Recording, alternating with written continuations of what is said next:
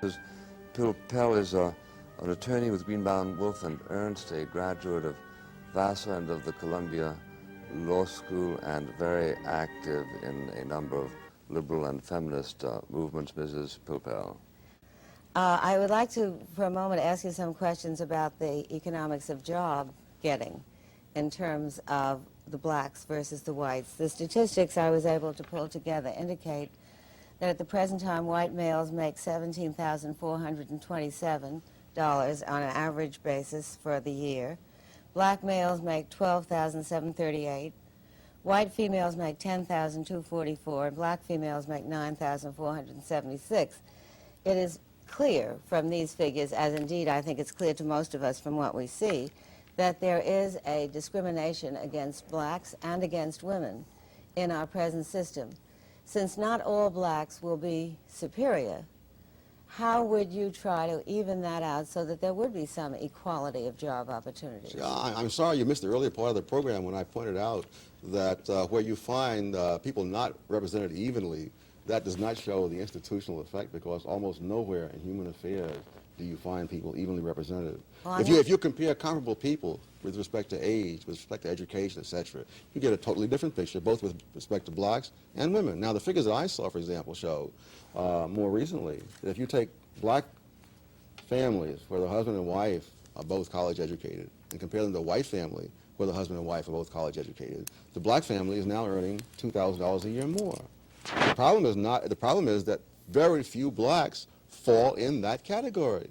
That when you compare category for category, then we're talking about getting people a decent education. I'm saying that you cannot say that numbers collected at the employer's place of business reflect simply the employer's policies. Those numbers reflect underlying conditions in the whole society, just as numbers collected at the hospital do not show you that the people are sick because they're in the hospital.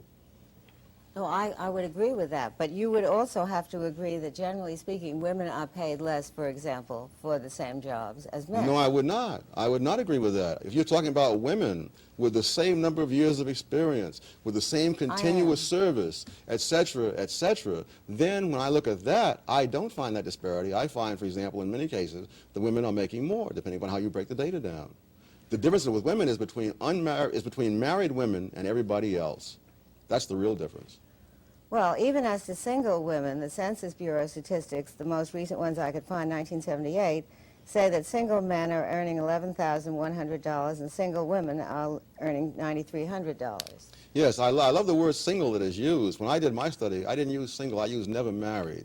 You see, a woman who is single at age 40, having spent 10 or 20 years raising children, is really not quite the same as a man of age 40 who's been working continuously for 20 years.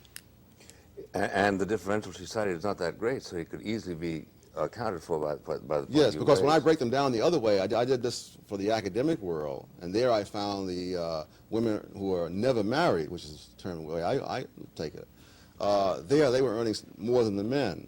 And similarly, when the government did data some years ago on women who had been working continuously since high school into their 30s, there you found that they were making slightly more than men of the same description. So the difference is between married women and everybody else.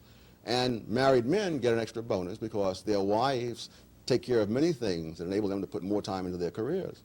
I'm sure you're aware of the fact that there are approximately 15% of all homes in which there is only one wage earner.